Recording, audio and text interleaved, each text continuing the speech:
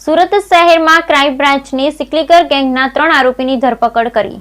Surat crime બ્રાન્ચની ટીમે ઘરફોડ ચોરીનો ભેદ ઉકેલવામાં મોટી સફળતા પ્રાપ્ત થઈ છે, જેમાં આંતરરાજ્ય ચોરીને અંજામ આપતા સિકલીગર ગેંગના 3 આરોપીને પોલીસે ધરપકડ કરી હતી। સુરત તથા વલસાડ જિલ્લામાં ઇફકો કાર ચોરી કરી અલગ અલગ 13 જગ્યાએ ઘરફોડ ચોરીની ઘટનાઓ પ્રકાશમાં આવી હતી, જે અંગે સુરત ક્રાઇમ બ્રાન્ચ દ્વારા તપાસ કરવામાં આવી ચોરીના ગુનાનો ભેદ ઉકેલવામાં પોલીસને સફળતા મળી હતી।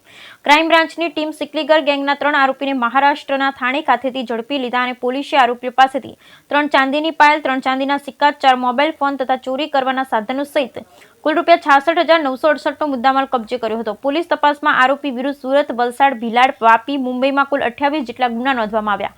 આરોપીઓમાં સતવીરસિંહ તથા અનિલસિંહ બંને શાળો બનાવી સતવીરસિંહ પાસે પૈસા ન હોવાથી મહારાષ્ટ્રના થાણે ખાતે રહેતા શાળા અનિલસિંહને સુરત બોલાવ્યો અને અનિલસિંહ સાથે કામ કરતા મોહનસિંહને પણ સુરત બોલાવવામાં આવ્યો અને આરોપીઓએ ભેગા મળી ચોક બજાર વિસ્તારમાંથી ઇકો કારની ચોરી કરી અને સુરત, વલસાડ સહિતના જિલ્લામાં ઘરફોડ ચોરીને અંજામ આપ્યો। વધુમાં જ્યારે પોલીસની ઘોષ વધતા આરોપીએ કાર જે તે જગ્યા પર છોડી ફરાર થઈ જતા હતા। હાલ પોલીસે 3 સિકલીગરોની ધરપકડ કરી તેઓની ગેંગના અન્ય સાગરીતોને ઝડપી લેવા માટેના ચક્રો ગતિમાન કર્યા। Bureau report Sunil Ganjewala, Surat.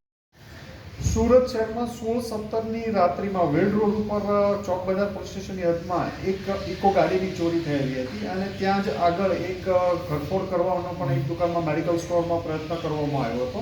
ત્યારબાદ પોલીસને માહિતી મેળવતા બીજે દિવસે આ ઇકો ટ્રેક કરતા સુરત શહેરમાંથી બહાર નીકળી ગયેલી હતી અને વલસાડમાં વેરીફાઈ કરતા વલસાડ, વાપી, ભિલાડ, વલસાડ રૂરલ અલગ અલગ જગ્યાએ 14 જગ્યાએ ઘરફોડ ચોરીના દુકાનોમાં ચોરીના પ્રયત્નો કરવામાં આવ્યા હતા અને અમુક જગ્યાએથી એમને મુદ્દામાલ પણ થોડો ઘણો મળી આવ્યો હતો। આમ આ ચોરી કરીને આ ગેંગ એક જ દિવસમાં 14 જગ્યાએ ચોરી કરી બે દિવસમાં અને ભાગી ગયેલી હતી અને અમારી ટીમે એકને મુંબઈથી પકડવામાં આવ્યો છે। આ ઓરિજિનલ 3 માણસો પકડવામાં આવ્યા હતા, જેમાં મોહનસિંહ ઉર્ફે બીડી ગુરબુતસિંહ જૂની, સતબીરસિંહ ઉર્ફે સત્તુ બલવીરસિંહ ટાક અને ત્રિશુલસિંહ ઉર્ફે અનિલસિંહ કપૂરસિંહ દુધાની।